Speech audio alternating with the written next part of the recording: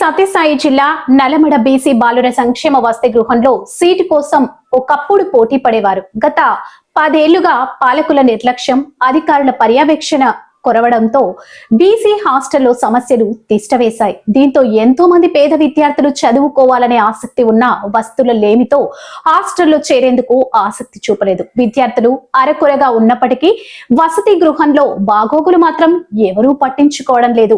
వర్షం వస్తే భవనాలన్నీ ఊరుస్తున్నా, తాగునీరు లేక ఇబ్బందులు పడుతున్నా, స్నానపు గదులు శిథిలావస్థకు చేరుకున్నాయి. అధికారుల్లో చలనం లేదు. ఇదే విషయమై సిపిఐ మండల కార్యదర్శి పూర్వ విద్యార్థి మాట్లాడుతూ కార్పొరేట్ కు దీటుగా ప్రభుత్వ బడులను తీర్చిదిద్దుతామని చెబుతున్న పాలకులు వసతి గృహాల సంక్షేమం పట్టదని ప్రశ్నించారు. ఏళ్ల తరబడిగా అపరిష్కృతంగా ఉన్న సమస్యలను ఎందుకు పరిష్కరించడం లేదని మండిపడ్డారు.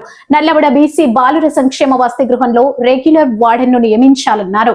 ప్రభుత్వానికి ఏమాత్రం చిత్తశుద్ధి ఉన్నా ఒక్క నల్లమడ బీసీ బాలుర సంక్షేమ వసతి గృహమే కాదు, జిల్లా వ్యాప్తంగా అన్ని సంక్షేమ వ్యవస్థ గృహాల్లోని మౌలిక వసతులు కల్పించి పేద, బడుగు, బలహీన వర్గాల విద్యార్థులు చదువుకునేందుకు అనువైన వాతావరణం తీసుకురావాలని డిమాండ్ చేశారు. ప్రత్యేకంగా నల్లమడ మండల పరిధిలోనే బీసీ హాస్టల్లో గత సంవత్సరాల క్రితం 1991 నుంచి 97 వరకు 6వ తరగతి నుంచి 10వ తరగతి వరకు నల్లమడ బీసీ హాస్టల్లో పూర్వ విద్యార్థిని.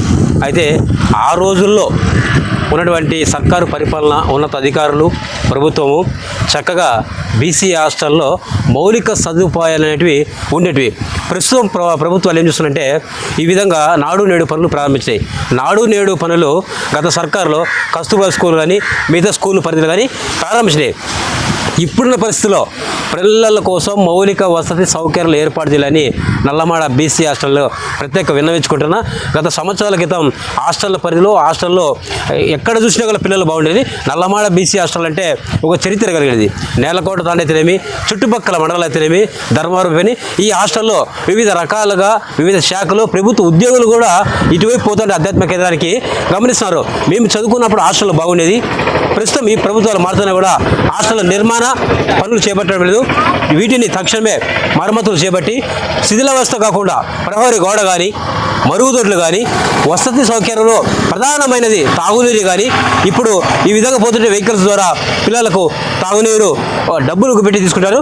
వాటిని కూడా ఈ ప్రభుత్వం వెంటనే స్పందించి, ప్రభుత్వ అధికారులు స్పందించి వీటిని పర్యవేక్షించి తక్షణమే పిల్లలకు న్యాయం చేయాలని చెప్పేసి నా యొక్క పూర్వ విద్యార్థి తరఫున డిమాండ్ చేస్తున్నా. మెనూ పద్ధతులు కూడా శుభ్రంగా చేసి వాటిని కూడా పర్యవేక్షణ తీసుకుని స్థానికంగా, ముఖ్య ఉద్దేశం స్థానికంగా హాస్టల్ వార్డెను రెగ్యులర్ ఉద్యోగిని ఇక్కడ నియమించి పిల్లలకు బాగా చదివించి పిల్లల స్థాయికి ఎదిగించాలని చెప్పేసి కూడా తెలుస్తున్నా.